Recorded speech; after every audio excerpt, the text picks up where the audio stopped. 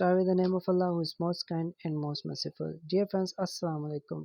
Today it is lecture number 3 regarding the marketing management, and the topic that we are going to discuss is types of demand.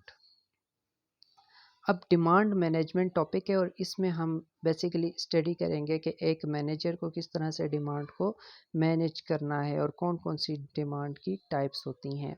तो यहाँ पे कुछ नाम दिए गए हैं जी। Negative demand, latent demand, irregular demand, non existent demand, declining demand, full demand, powerful demand, unwholesome demand. Right, ये कुछ टाइप्स हैं डिमांड के। वन बाय वन इसको हम एक्सप्लेन करते हैं। सबसे पहले जो आती है वो है जी unwholesome demand. The marketers are responsible for demand management. Marketers जो होते हैं वो डिमांड मैनेजमेंट के लिए रिस्पॉन्सिबल होते हैं। इट मीन्स कि वो जो है डिमांड को किस तरह से मैनेज किया जाए उसके लिए जो है रिस्पॉन्सिबल होते हैं। तो सबसे पहले हमारी जो डिमांड है हम उसको डिस्कस करें नेगेटिव डिमांड को। अनहोलसम लास्ट में पढ़ेंगे, अभी नेगेटिव डिमांड यहाँ पे है। राइट, तो नेगेटिव डिमांड क्या होता है कि कंज्यूमर्स डिसलाइक अ प्रोडक्ट, ऐसे प्रोडक्ट जो कि कस्टमर को अच्छे नहीं लगते, कस्टमर खुद से नहीं चाहता कि ये प्रोडक्ट मुझे मिले, ठीक है, उसको पसंद नहीं करता कस्टमर।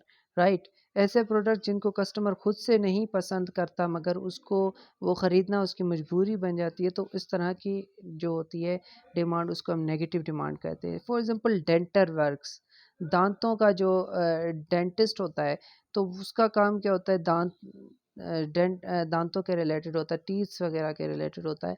तो कस्टमर खुद से नहीं चाहता कि कोई इस तरह के जो है दांतों के मतलब के डेंटिस्ट के पास जाए, ठीक है, क्योंकि कुछ ऐसे इंस्ट्रूमेंट होते हैं वो ख़रीदना भी नहीं चाहता जो कि डेंटल के रिलेटेड होते हैं, दांतों के रिलेटेड होते हैं। अगर ऐसे इंस्ट्रूमेंट्स या सर्जिकल इंस्ट्रूमेंट को की एग्जांपल ले लो तो वो भी कस्टमर नहीं चाहता कि वो परचेज़ करे, तो वो उनको लाइक नहीं करता।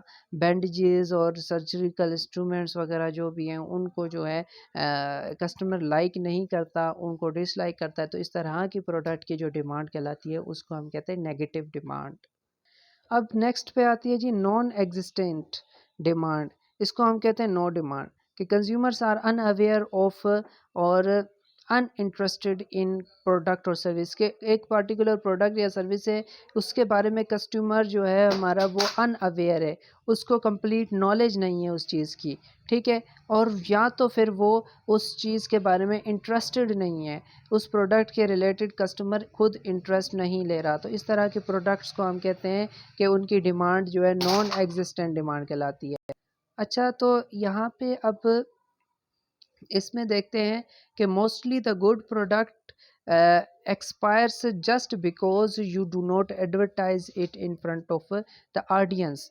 अब इसका मतलब ये है कि हमने यहाँ पे देखा कि या तो कस्टमर के को जो है अवेयरनेस ही नहीं है, उसको पता ही नहीं है कि ये भी मार्केट में प्रोडक्ट अवेलेबल है। किस तरह से पता चलेगा कि कस्टमर अनअवेयर? अगर कस्टमर अनअवेयर है तो कुछ उसकी रीज़न क्या होती है कि मोस्टली जो ज़्यादातर गुड्स प्रोडक्ट्स की ऐसी होती हैं जो कि सही तरीके से मार्केट ही नहीं की जाती, ठीक है, क्या वो शेल्स में पड़ी पड़ी एक्सपायर हो जाती है, ठीक है।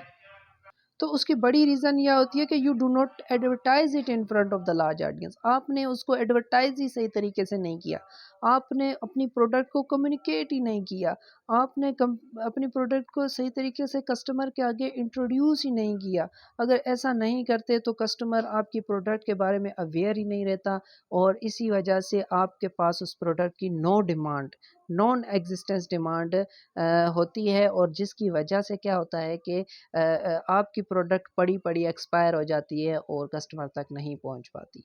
नेक्स्ट हमारे पास आती है जो डिमांड, वो उसको हम कहते हैं लेटेंट डिमांड।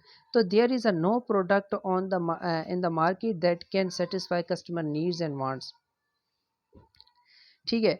तो मार्केट में कस्टमर्स की नीड और वांट तो मौजूद है एक चीज़ के लिए, ठीक है। सपोज़ करो कि कस्टमर की नीड्स एंड वांट्स है कि सोलर पे बनने वाली जो सोलर पे बनने वाली जो है गाड़ियाँ मार्केट में अवेलेबल हों, ठीक हो गया। ऐसी गाड़ियाँ चलाएं जो कि सोलर पे चार्ज होती हो, ऐसी इलेक्ट्रॉनिक्स हम यूज़ करें जो कि सोलर पे जो है चलती हों। तो वो तो अभी तक तो सक्सेसफुली जो है मार्केट में वो प्रोडक्ट्स अवेलेबल नहीं है, मगर उसकी कस्टमर्स के पास नीड और वांट मौजूद है। कस्टमर चाह रहा है कि उसे वो प्रोडक्ट मिले, मगर मार्केट में वो प्रोडक्ट अवेलेबल नहीं है, या फिर वो प्रोडक्ट जो है बनी ही नहीं है, अभी तक मार्केट में सही तरीके से लॉन्च ही नहीं हुई। तो इस तरह के प्रोडक्ट्स की जो डिमांड जो कि बने ही नहीं है और उनकी डिमांड मौजूद है, तो वो लेटेंट डिमांड कहलाती है, जैसे कि इलेक्ट्रिकल और सोलर व्हीकल्स वगैरह। नेक्स्ट हमारी डिमांड की टाइप है जी डिक्लाइनिंग डिमांड। ठीक है, डिक्लाइनिंग मतलब decrease in demand due to any reason. किसी वजह से अगर डिमांड डिक्रीज हो रही है तो उसे हम कहते हैं जी कि डिक्लाइन हो रही है डिमांड, और रीज़न कोई भी हो सकती है। इसकी एग्जांपल है कि 1980s में क्या हुआ। 19 1980s में क्या होता है कि Coca Cola tried to change its taste that was disliked by the customers. अब क्या होता है कि कोका कोला जो ब्रांड है बहुत वर्ल्ड फेमस ब्रांड है, तो उसने क्या किया कि अपनी जो प्रोडक्ट है उसके टेस्ट उसने चेंज किया। जैसे ही उसने टेस्ट उसका चेंज किया तो उसकी डिमांड क्या हो गई, डिक्लाइन हो गई, डिक्रीज हो गई। बायर्स ने कहा कि भाई हम ये आपकी प्रोडक्ट को लाइक नहीं करते, इसका टेस्ट की वजह से हम इसको डिसलाइक करते हैं। और तो कस्टमर्स ने उस प्रोडक्ट को डिसलाइक करना शुरू कर दिया, तो उस प्रोडक्ट की डिमांड क्या हो गई, डिक्लाइनिंग स्टेज तक आ गई।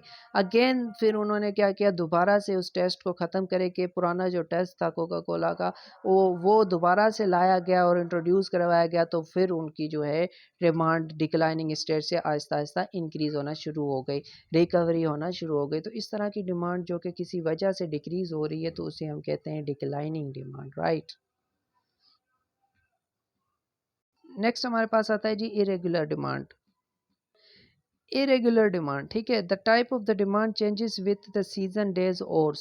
ठीक है, अब ऐसी प्रोडक्ट्स भी मार्केट में अवेलेबल होती हैं कि वो उसकी डिमांड डिपेंड कर रही होती है डेज टाइम पर, कि वो टाइम सीज़न भी हो सकता है, कोई मौसम भी हो सकती है, डेज भी हो सकती है, और घंटे भी हो सकते हैं। ठीक है, अब इसकी एग्जांपल ये है कि लोड शेडिंग, जैसे ही लोड शेडिंग इंक्रीज़ होती है तो कैंडल्स की डिमांड बढ़ जाती है, ये जो मोमबत्तियाँ वगैरह होती हैं। समर, अगर जैसे ही समर की बात की जाए तो समर में बहुत ज़्यादा गर्मियाँ आती हैं, तो बैटरीज़ वगैरह जो होती है, यूपीएस वगैरह जो है, उसकी डिमांड इंक्रीज़ हो जाती है। या फिर लोग जो है जूसेस वगैरह पीते हैं, कोल्ड ड्रिंक्स वगैरह पीते हैं, तो उनकी डिमांड इंक्रीज़ हो जाती है। ठीक है, तो और समर के हवाले से, गर्मियों के हवाले से जो क्लॉथ्स वगैरह होते हैं उनकी डिमांड भी इंक्रीज़ हो जाती है। सर्दियों के हवाले से अगर बात की जाए तो जो सर्दियों में यूज़ होती हैं क्लॉथ्स वगैरह, उनकी डिमांड जो है, जैकेट्स और स्वेटर्स की डिमांड इंक्रीज़ हो जाती है। तो इस तरह की डिमांड्स को हम इरेगुलर डिमांड कहते हैं, जो कि हमेशा एक जैसी डिमांड नहीं रहती। अब let us talk about full demand क्या होती है। कहते हैं demand becomes equal to supply satisfying level of demand. अब demand become equal to supply, demand कहते हैं जी कि नंबर ऑफ बायर्स कितने हैं एक पर्टिकुलर प्रोडक्ट को ख़रीदने के लिए। सप्लाई मतलब कि नंबर ऑफ प्रोड्यूसर्स कितने हैं, उस प्रोडक्ट को बनाने वाले कितने हैं। तो अगर नंबर ऑफ ख़रीदने वाले मतलब डिमांड करने वाले, और सप्लायर मतलब कि प्रोड्यूस करने वाले जो हैं, उनकी quantity, number of the products की क्वांटिटी, नंबर ऑफ प्रोडक्ट्स की क्वांटिटी और नंबर ऑफ बायर्स की क्वांटिटी अगर इक्वल हो जाए तो इस तरह की डिमांड को हम कहते हैं कि फुल डिमांड हो चुकी है। मतलब कि हम सपोज करो कि प्रोड्यूसर्स के, एक प्रोड्यूसर उसके पास 10 पेन है, ठीक है, एक मार्केट में 10 पेन प्रोड्यूस हो रहे हैं और उसको ख़रीदने वाले भी 10 ही लोग हैं। तो इस तरह की जो डिमांड होगी, सिचुएशन होगी, उसे हम फुल डिमांड कहते हैं।